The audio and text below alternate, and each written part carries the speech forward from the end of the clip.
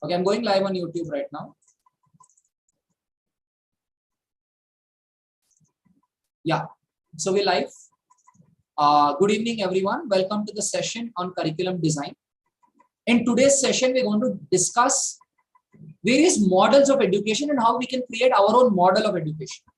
And hopefully in today's session, I'll also show you why it is very important for you to have your own model of education through which you can dynamically change your approach to education whenever you want to, and you can find your own solutions to education.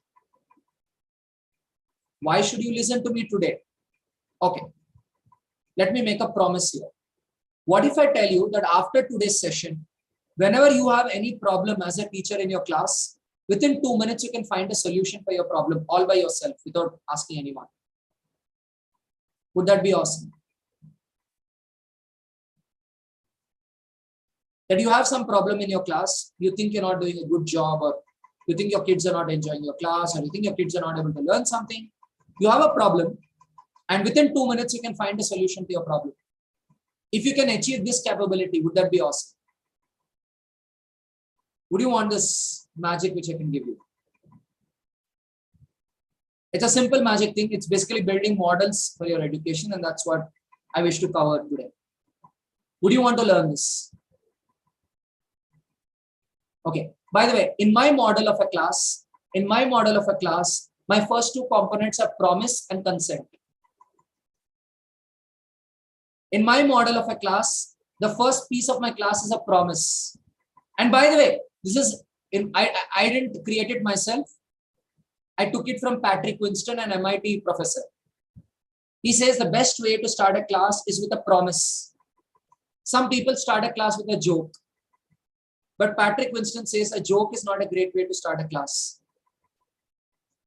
Because people are probably too busy doing something else and they're still tuning their minds to the class, they may probably not get the joke. But you make a promise, people suddenly like, okay, this is really possible. If this is really possible, let me check it out. So promise becomes important. But after promise, one very important thing in my model of a class, again, I'm not saying you have to do it. I'm just introducing you to my model of a class. My second piece is consent. What do you guys understand as consent from a teacher's perspective?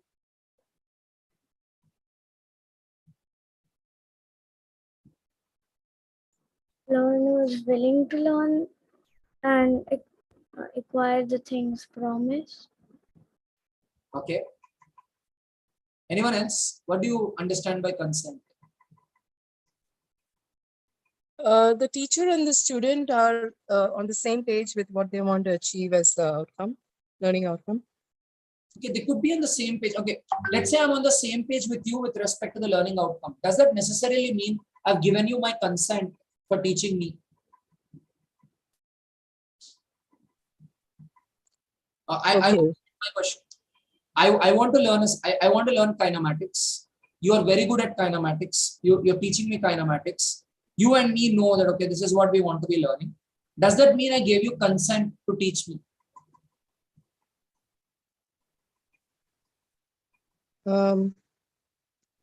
Probably the trust factor. Maybe the agreement.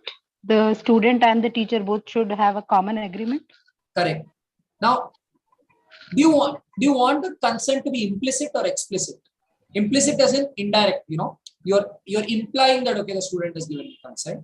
Explicit is where the student is saying, yeah, I want to learn this. Maybe explicit.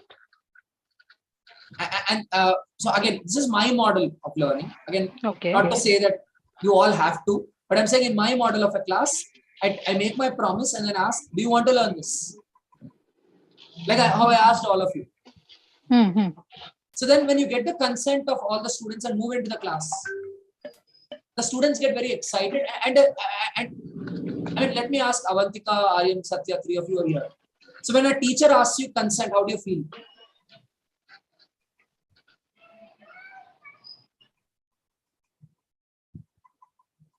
Okay, Avantika, you don't like maths, right? You don't like maths, right? Yeah.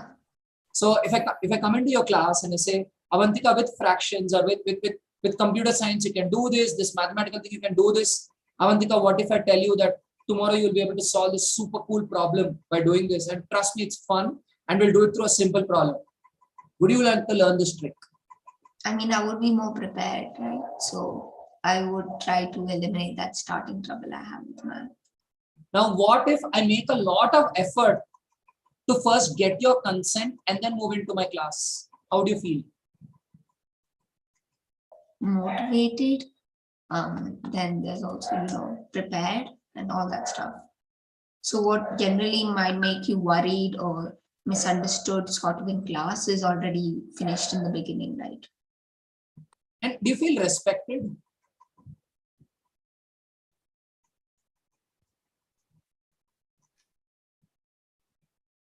Okay, do you guys feel respected in a class?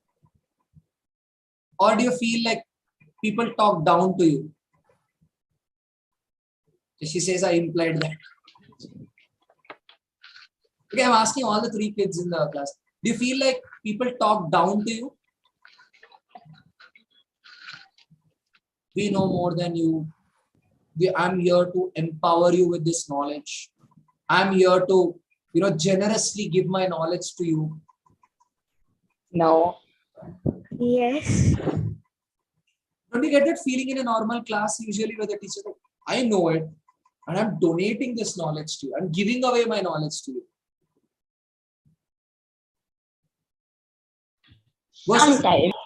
Versus a teacher coming and saying, hey, this is a cool topic. Shall we figure this out? Would you want to learn it? I'm not saying I will teach this way. I'm saying, would you want to learn it? I'm saying we can figure this out together. What happens when there's a sense of equality between the teacher and the student?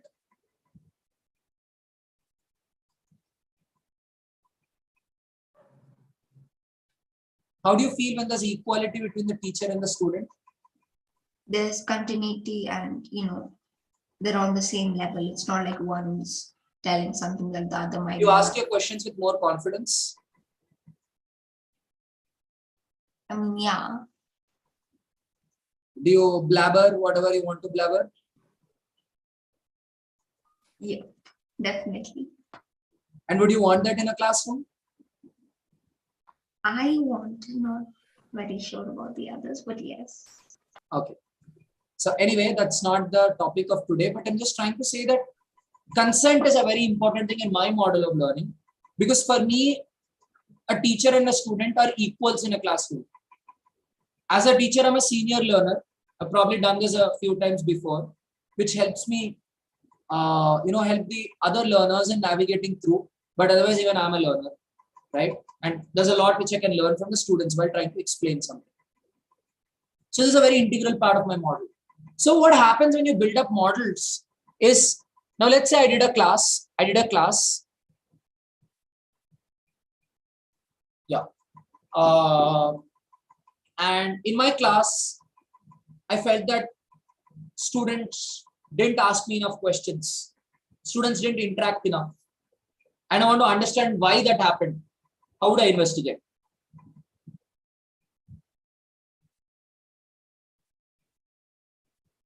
This is my model of my class. I start with promise, then I take the consent, then I do ABC, 3 different pieces, and I teach my topic.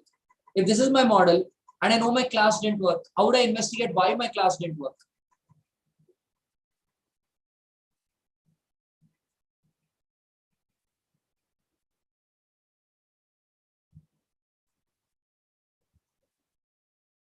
This is my model, right? First, make a promise, ask for the consent, and then go for ABC. Probably we can start with, was the promise good enough to keep the students engaged throughout? If that was good, move on to the next thing, which was consent. So when you're saying, okay, I asked for consent, but did the students really give you consent, or they just, okay, he is asking, that's why I'm giving. So checking the consent and then moving on to the content part of it. Then I go to piece A. Let's say my piece A, okay, I'll tell you my model of a class. Start with promise, then go to consent. Then I do a small activity. It could be a thought experiment. like how I interrogated Avantika. I do a small activity, then I do reflection, then I introduce my concept. This is what I'm doing right now. My concept is a model for the classroom. I first made a promise, then I asked you for your consent, then I did a demonstration with Avantika, then I did a reflection with you through the questions, and now I'm introducing my concept. My concept is this, my model of my class. So this way I can investigate my complete model and see where it could have gone wrong. Did I do this properly? Did I do this properly? Did I do this properly? If my promise was good enough, the students wanted to learn it. If I got genuine consent that the students did want to learn it, and if my activity was also good, students enjoyed the activity. My reflection was good, students were able to think through. And then, uske baad, the concept was also properly introduced, but the kids still found it boring. Why did they find it boring? I started investigating. But if you did not have this model, how would you investigate?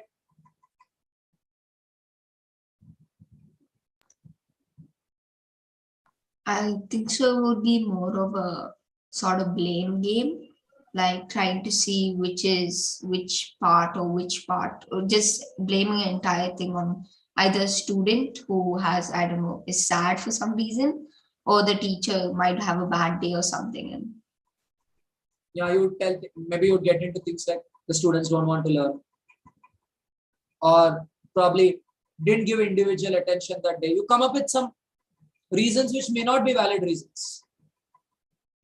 But when you know what is your model and you understand your model really well, you can first evaluate if your model was properly executed.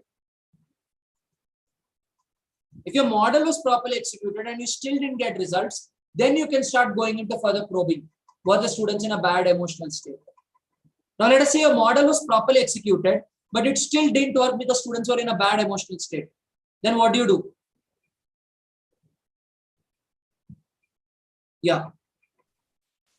could you try to put that into your model the next time? Exactly. That is the beauty of thinking at the level of models. Because the people who don't think at the level of models, what they do is when there's a failure, what do? The student didn't understand fractions. What does the teacher do? Student doesn't want to learn fractions. Not all teachers are that way. Some teachers genuinely try to improve, or many teachers genuinely try to improve. What would a teacher do? Find another way to maybe teach Fractions. Try to fix that fraction. This is what I mean by running from crisis to crisis. You have a puncture, go fix it. But a teacher who thinks at the level of models, what would the teacher do?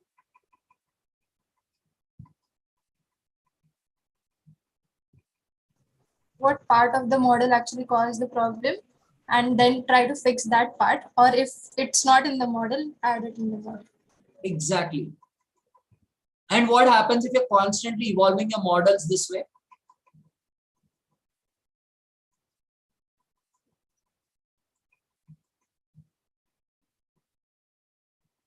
So you did this and you made sure that kids are emotionally in a good state. You start by asking, how was your day? Are you feeling good? You look at their eyes and all of that. You energize them. Then you make the promise. Then you go to consent. You do all this, and this is your standard class format. And for most problems, you have a solution in your model. You've checked through everything and you're doing your model. What happens over a period of time? It becomes really robust. Right? Now, when I was observing a lot of teachers in classrooms, I noticed that in every school, there were 2 or 3 teachers whose classroom management was 2 times or 3 times better than the other teachers. There were always teachers whose classroom management was really good. The kids would behave themselves. The kids would ask a lot of questions. The kids would pay attention in the class. The kids would complete the homework on time. The teacher was very peaceful in the class. And the kids would just listen to the teacher. Not out of fear, but it would just happen.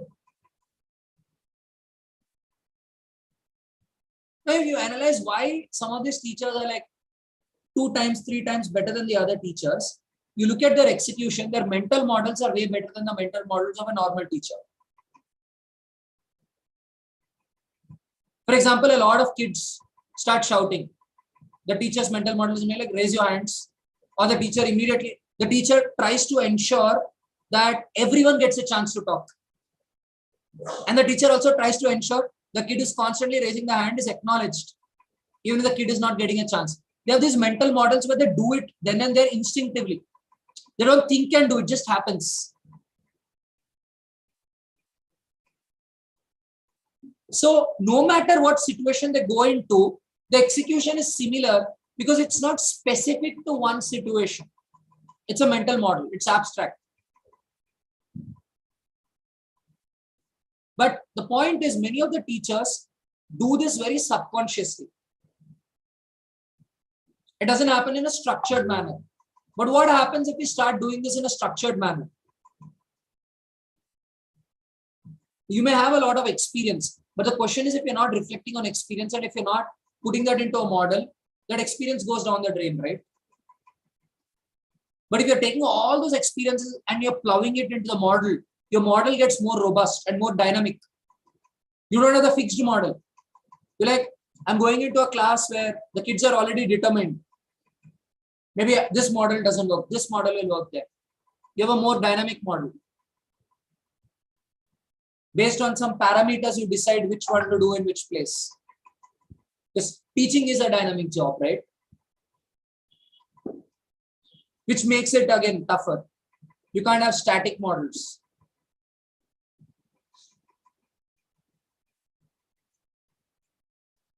I'd like to stop here and take some questions before presenting so right now, whatever I presented is a model for a class, but I want to present a model for education itself. And once we have a model for education, we can look at a larger piece, which is curriculum. Right now, I spoke of a classroom. I mean, without understanding a classroom, how can we talk of curriculum? But once I take your questions, we'll move into a larger context of a curriculum.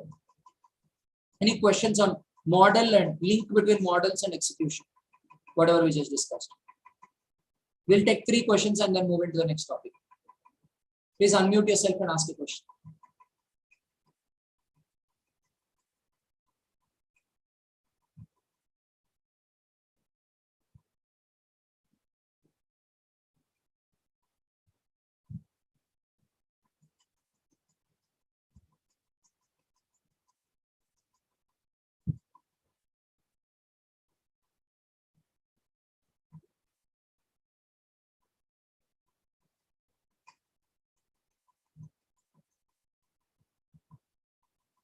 I just said don't censor your thoughts. Yeah, go ahead, Aryan. Go ahead. I didn't understand why do we need to make our model structured rather than just in the mind. Thank you for the question, Aryan. I'll take that. Anybody else has a question? As I said, we'll listen to 3 questions. So Aryan has a beautiful question. Why structure them? Why not just intuitively go ahead or have them in your mind? Yeah. So when do we have that stability in the model? Because we said we'll keep on iterating with. When do we have that stability? Good question. Anybody else? Yeah, Vantika. What's a good sample size for this model? Again, a very good question. Yeah. And I think question 2, question 3 are interconnected. First, going with Aryan's question. Aryan, when you structure it on this, the problem is, our mind is not very capable of handling complexity or handling few things. Our mind is not good at doing few things. The moment we put it in a structure and we can put it on paper, our ability to diagnose something or our ability to execute something goes up. Which is why we make blueprints for a lot of things while executing, right? Because our mind may not be capable of executing things with too many variables and too many parameters. Does that answer your question? Like, can you add 2-digit numbers in your mind? Say 19 plus 22. Can you add 2 10-digit numbers in your mind? You can, but you might fumble somewhere, right? If I don't give you pen, paper, you might forget something, fumble somewhere. Can be done, but chances of fumbling are higher. This is just a simple example, but there are even more nuanced things, deeper things which happen when you try to structure them on paper and see that and then, you know, execute. Now, yeah, so going to the second question, which is when does the model stabilize? Well, whenever you want it to, whenever you think you're done with the evolution and you want to freeze it. And then I would like to ask you a question. If you're an artist and you make a painting, when do you stop improving the painting?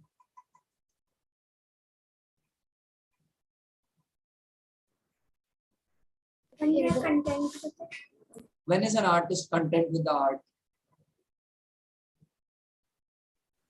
If we are doing an other painting which is taken whole of the time. Correct. When something else comes up or when someone forcefully takes that painting away. Exactly, that's what Avantika just said. Someone takes that painting away, bahut ho gaya, chalo, I'll sell it right now. I will put it in art gallery right now. So, I mean, I would just say that, I mean, at least for me, the model evolves perennially. And for me, the joy of teaching is in continuously evolving that model and putting a better show every time I go in, right? And there's so many variables, there's so many parameters. So there's so much of richness which can come into the model as it goes through more evolution. Now going to the third question, what sample size is good? That's a tough question in general, but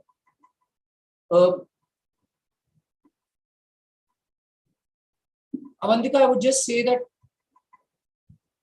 two things. One is I'd want my model to go through enough iterations, say at least 7 to 8 iterations. Again, it's my hunch, okay? It's my hunch that 7 to 8 iterations are decent because you would have figured out enough pieces. I mean, somebody might say, okay, Toyota 5-Eyes technique, 5 is a magic number. Somebody might say 7 or 8, but I'd say, okay, 7 or 8 iterations is a decent number because you would have worked out enough variables if you've done 7 or 8 iterations. And I would say minimum 3 different target groups, which are very different, which again brings enough diversity where you're thinking of enough variables. But from person to person, these numbers might change. Why I said 3 is a small enough number for you to execute. You try to do it too many groups, eventually you end up giving up on the project. You procrastinate and you give up. 2 is too small. You may not get enough of divergence. So 3 is that sweet little number which brings enough diversity, but yet at the same time, not too big. See, I mean, I'm okay with 7 to 8 iterations or 10 iterations, but I'm not okay with too many focus groups because if you have too many focus groups, you might procrastinate and not start at all. But you have 3 focus groups and you get into 3 iterations. When you get the kick out of the 3 iterations, you might prolong and do more iterations. So one heuristic I would have for myself is ensure that I get my feet on the ground. Ensure that I start. Ensure that I start. Because the biggest enemy for execution is procrastination. So my biggest execution hack is to beat procrastination. So try having that low-hanging fruit first. Because if I have a low-hanging fruit, I know I'll get off executing. So I hope I answered the 3 questions. If you're having a follow-up question, one of you can go ahead and unmute yourself and ask a question.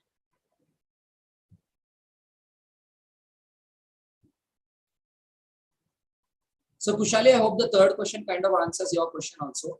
Agreed, it's perennial evolution, but if you want to have a stable structure, which you want to kind of freeze in few settings, maybe 3 focus groups and 7 iterations could be something decent, which you could start with. And I'm saying it basis my execution experiences. It could, I said 7 or 8 because you would have figured out enough variables while you're doing 7, 8 iterations. And 3 focus groups because there could be enough divergence. Like when I was doing my research in schools, I went to one urban elite school, one urban middle class school, one semi-urban middle class school, and one rural middle class school. So I picked 4 schools. That was my focus group. And I went for 3 months, once a week. So I was able to get about 12 iterations, 4 focus groups, 12 iterations. That gave me a reasonable base to look at, how, different schools are executing their plans in education. So I hope you got my point of diversity. So now let's look at model of education system itself. Again, this is not the only model of education system, but as I told, in the classroom context, you could have different models. And when you develop your own models, troubleshooting or evolution can be easier because you have focused questions to ask with the help of your model, as we saw in the classroom example. So let's go to a model of education. So my model, again, this is my model. You need not agree with one, but you can pick up one other model of yours. My model of education, which I've been using for at least last 3-4 years, is you have theory, you have practice, you have assessment,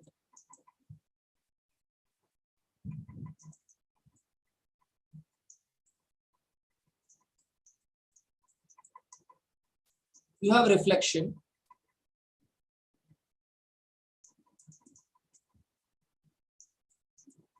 and that can feed back to theory. These are not hard loops. You can have other bypassing loops also. It can be chaotic as well. Traditionally, things move this way as a circle, but you can always hop. Now, let us say I'm teaching let's say I'm teaching active voice, passive voice, and I realize that the students are not able to execute sentences in active voice properly. How do I find out where I'm going wrong? If this is my model, that I introduce them to some theory, I make them do enough practice, I then conduct an assessment to see how they're doing, and then I do a reflection. How do I find out where I could have gone wrong? If I'm the head of department of English in my school, and we have developed this framework and all my teachers are using this framework and they're teaching, and I've noticed that kids are not constructing sentences in active voice and passive voice correctly. How do I investigate where I might be going wrong? Maybe you can measure the effectiveness of practice. Okay. How do I measure the effectiveness of practice? You can do it without the practice and with the practice, and then say. Okay. In one section, I do it with practice, one section without practice, and I see if the learning competence is the same or not. If the section with practice and without practice is doing equally well, what can you say? The rigorness or the quality of the practice has to either improve drastically or has to be taken out. Practice didn't make any difference. Yeah. So you have to ask again, why didn't practice make any difference? Okay, if the section with practice and without practice did equally well, does it mean your practice was bad? Maybe it was not challenging. No, even if it is not challenging and they did the practice, they should have mastered the concept. Like it just gave no effect. So I don't think that we can say that as bad, as it's not putting a negative consequence. Okay.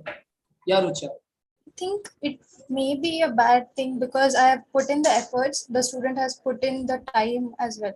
So when you're doing it and still not getting any result, that means you wasted that time. So Frustration of the student. Okay, Rucha, let me say you're trying to bake a cake. You're trying to bake a cake. You practice very hard. And every time when you practice, your cake is terrible. Does it mean you do not know how to bake a cake?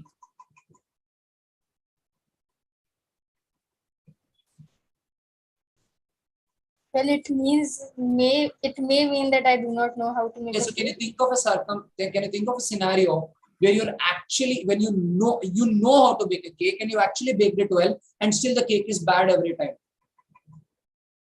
Like, is it only in the practice with that? So I'm saying, what if she was baking it really well and still the cake was bad every time? There might be something which I'm missing, which I am not sure of. What Like- could be those things which are missing? Maybe the recipe is wrong. I'm learning it.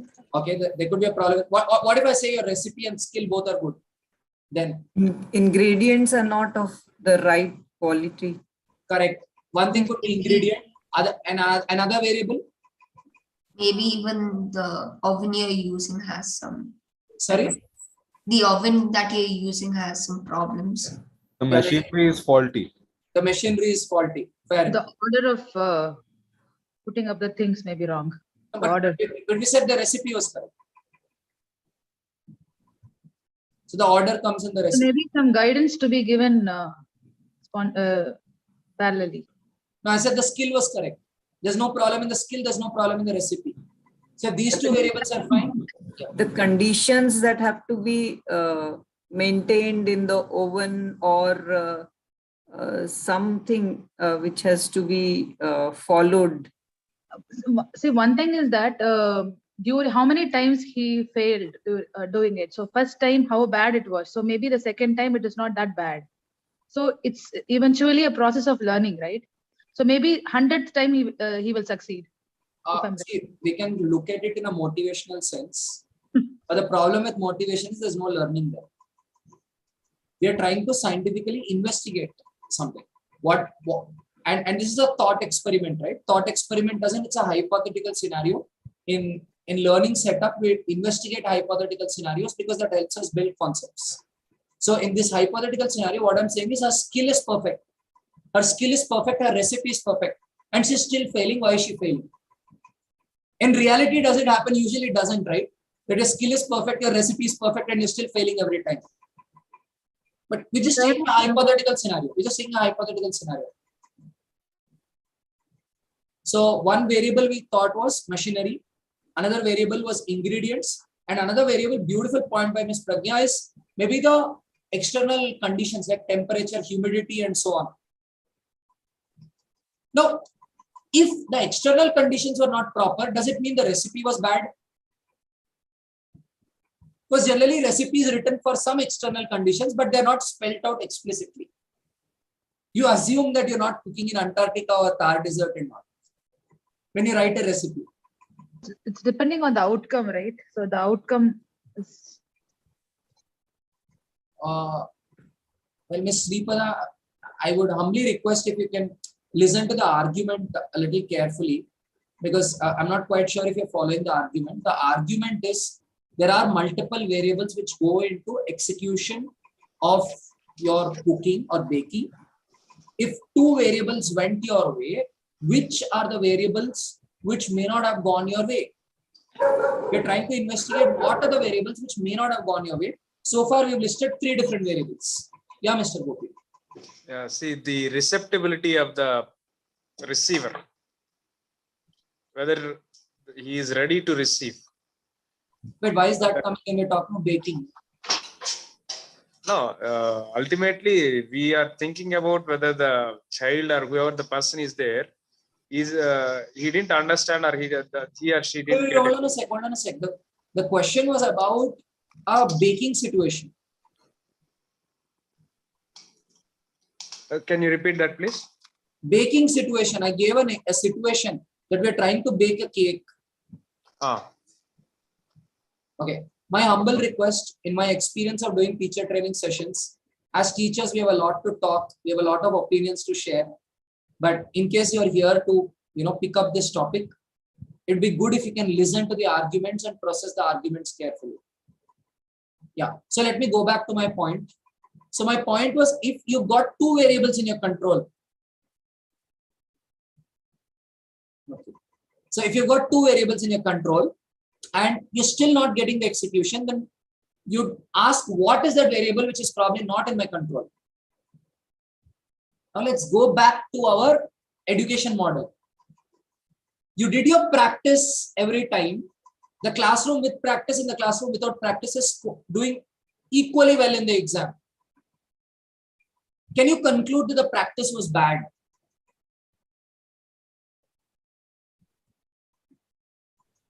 No, because there might be other variables in play. Exactly my point. I'm not saying the practice was perfect. That's not my conclusion. What I'm trying to say is there could be another variable. So what is that variable you would investigate along with practice?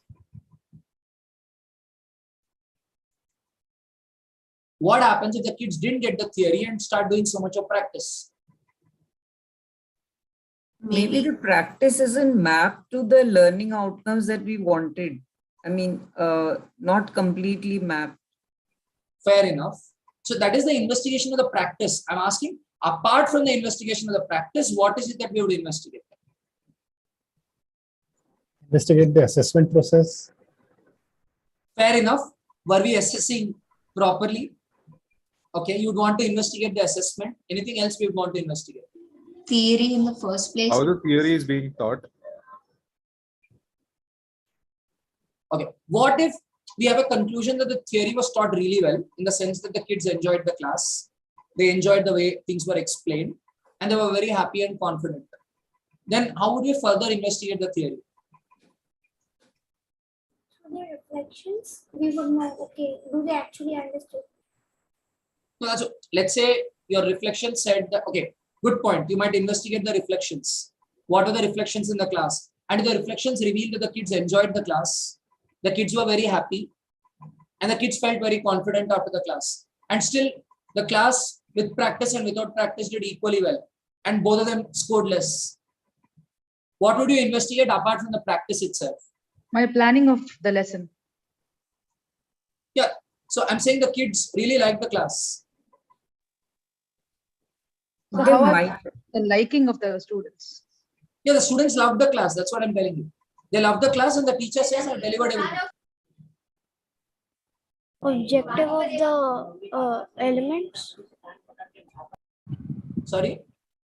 Objective of the elements. Let's say the objective of the theory was defined really well. Maybe the kids enjoyed and the theory was taught well, but were they put into enough situations so that they could see the real core concept? Okay, for the sake of argument, let's say they were put into a lot of situations. Okay. Then what would our investigation be? Now, I'm not saying your argument is wrong. It's a very valid argument. I'm trying to put you in another situation. So what is the question is that finally they are not able to do it. So equal, you're saying. No, even I said the class with practice and without practice are doing equally well, but both the scores are not that good. Let's say both of them are getting a 40% in the exam. The class with practice and without practice. So what are those points where the children are not able to do well? I'm going to look at that. I mean, is there a pattern in the kind of activities where they're failing? Fair enough. That's a valid question to investigate. Yeah, Vantika. How about the assessment itself? Yeah, that was one question which Palash, I think, asked. That could there be a problem in the assessment itself? Valid question. Yeah, Vantika. Maybe while the other subjects or the other portions getting taught properly with the practice, assuming that. Okay, that's a good question. But again, the role of practice in different subjects seems to be different. But that's a good question to ask. Where is the time going of the people who are not doing the practice? Okay, that's again a very good question to ask. Now, would we want to understand, in lines with what Ms. Pragya asked, what are the 60% of these questions, right, which the kids couldn't answer? Were these covered in the theory? Were the kids able to leverage the theory to make sense of the practice? Were they able to interconnect the theory and the practice? That's a question I would ask. Because the understanding and the confidence they got from theory, were they able to transfer it into practice? Another question to ask is, whatever they're learning in the practice, were they able to transfer it into the assessment? And if they were not able to transfer it, if someone says the assessment pattern was very different from the practice pattern, what is the question you would ask? I would say, so what? If the child is able to think, he should be able to do any SS, any Exactly. kind of. Then the question is, why was the kid not able to handle this pattern? How can I equip the kid to handle this pattern when you know the kid had the subject matter? The kid had the subject matter, but the kid could not handle the situation. So then my solution is not in subject matter, but my solution is in Competency, some competency. What is the specific competency? Yes. The specific competency is the situation handling. What is that specific situation on hand, and how do I equip the kid to handle that situation?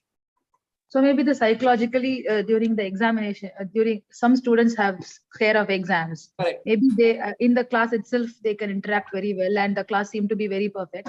But when it comes to a question and answer in the paper, in the question paper, even the question which they know, still they don't want to write, and sometimes they are lazy to write. Sometimes they don't want to. Sometimes they don't understand the question itself. Fair enough. Three pointers you said here. Either they don't want to learn, and they don't want to write that exam, or they're scared and they don't express, or they're not able to. Yeah. The question formation, the formation of question, maybe in the class when they learn, say for example, Maybe they couldn't comprehend. Fair enough. Yeah. Yes. Yes. So maybe they're not able to see the common thread running between what they did and the new situation in the assessment and the theory. Beautiful. So now we have got. I think basically here we can also when the point can be of investigation could be like what level of revised Bloom taxonomy is being considered here. Is what I feel like. Suppose the same concept can be evaluated at different levels, like remember level and analyze level or create level. So it depends on that, like the content, what manner it has been put into practice. If it is of more level, then definitely the kids might need to put up think over and then write.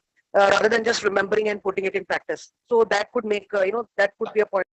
Okay, I'd like to stop the investigation here. I think we've got some beautiful pointers, and I'm sure we can list many. That's the beauty of education, right? There are way too many variables to investigate because we deal with humans, right? So, but let's pick 2 or 3 beautiful variables. One variable which I think Ms. Sripada said is of comprehension.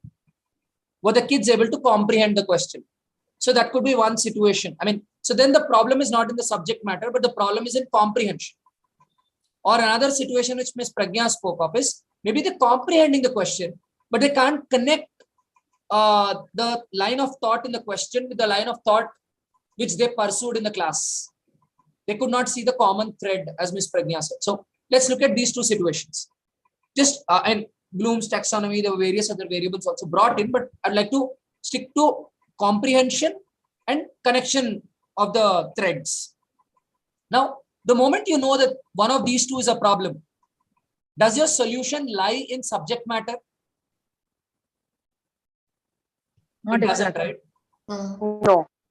It lies in either giving the competency of comprehension or the competency of extrapolating the classroom wisdom to a new situation. No, both. I think because I can give example from physics. Many times children have problem in reading the in translating the language into symbols in physics questions. So they read what is given in the question, but they are unable to translate it the numerical in terms of the symbol. So here my question is, are they having a problem with the physics concept itself, or are they having a problem with notation?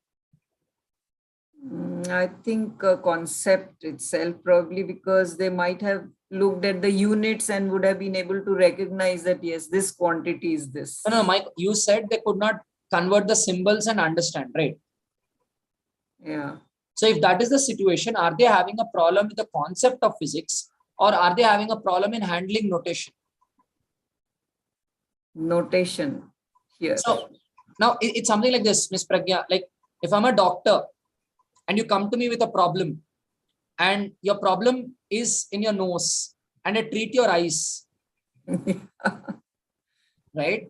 So as an educator, as educators, we're all doctors also in a way. We're pedagogic doctors. So now when you know the problem is in notation handling and we try to treat the subject matter, we're driving more anxiety in the child. Right? So when you know, I mean, I've seen that with some students, especially in mathematics, the problem is in notation handling. I'm not saying with all, in some students. So if you have diagnosed that the problem is with notation handling, then you might want to give exercises which train the child to handle notation. I'll give you a simple example. When I was in my UKG, I was terrible in maths. Okay, today people would probably not believe that because I have 2 Olympiad medals in mathematics and I'm a mathematician by training. But when I was in UKG, I was terrible in maths. Till my 3rd grade, I was terrible in maths. From 4th grade, I started doing well in maths. So when I was in my UKG, I was very bad at addition. I just couldn't add numbers. So then my father taught me that, what's that notation called with sticks and you close it? I forgot the name of the notation. Sorry? Abacus. Not abacus. You put those 4 sticks and cross. Tally marks, correct. Tally marks. So my father taught me how to add numbers using tally marks. So what I did was I used to use tally marks and add the thing and finish. My teacher used to say, no, you can't use tally marks, you need to add. Then what I would do is I would take a pencil, use tally marks, add everything and erase it with the pencil. But then my teacher would notice that the pencil impression that this guy used tally marks. You can't use tally marks. No. I think, in retrospect, I think probably my teacher was not doing a right thing with me. If I'm a student who's struggling with addition because the notation is not intuitive to me, and if tally marks was more intuitive to me, what my teacher should have done is she should have encouraged me to do it using tally marks and slowly withdraw the tally mark support. Slowly withdraw it.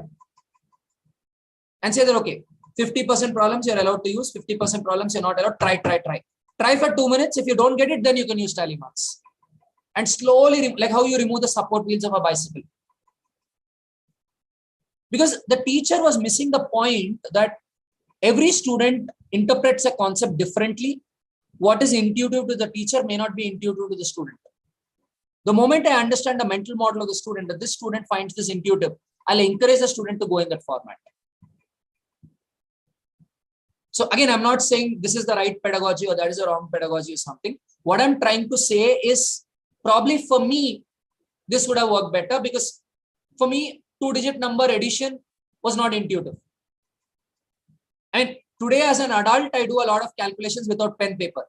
But as a 4-year-old, 5-year-old kid, it was not intuitive to me. And by the way, I thought I was terrible in maths at that time. Was later on going on to get medals where as a 1st-year undergrad student, I compete with 2nd-year and 3rd-year undergrad students in Maharashtra and get 2nd prize all over Maharashtra. That's a different story. But at one point, I was judged to be a terrible student in maths, which is why whenever some parents say my kid is poor in maths and all, I say, sorry, that's just a perception which people have manufactured. As a teacher of mathematics, I refuse to buy that. I feel every child is equally gifted and equally talented in mathematics. Okay, that's a discussion for another day. But I want to come back to my discussion on models. So the beauty of having these models is these models help you in investigating. Right? That what could have gone wrong. And sometimes it's very important to have these models because we get our diagnosis wrong. I'd like to give one more example. I was doing a teacher training session in one school 6 years back. And it was an ICSE school in Hyderabad. The teachers asked me one question. I really enjoyed coming up with a solution for this question. The teachers, these were social studies teachers. They asked me, sir, our students know the concepts and the chapter really well. When we ask them, they answer. But in the exam, they don't write they write the short answers really well. They write the short answers really well, but they don't write the so they don't write the long answers well. So then what I said was, why do you want to make them write all long answers 100 times? Ask them to just write the blueprint of all the long answers. I call this surgical strike practice. Surgical strike practice. Their problem was they didn't have an organization or a structure for their answer. So instead of making them write the whole answer, treat them only for the problem they have. So the reason why I believe models in education become important is these models in education can really help us investigate what the root problem is. And that's it for today. But tomorrow I will be diving deep into these 4 pieces, and I'll break these 4 pieces into 8 pieces tomorrow. That my theory would be broken into 3 pieces, experience and reflection. My assessment would be broken into 2 pieces, extrapolation assessment and direct assessment. And my practice would be investigated through worksheets, and reflection again would be investigated in detail.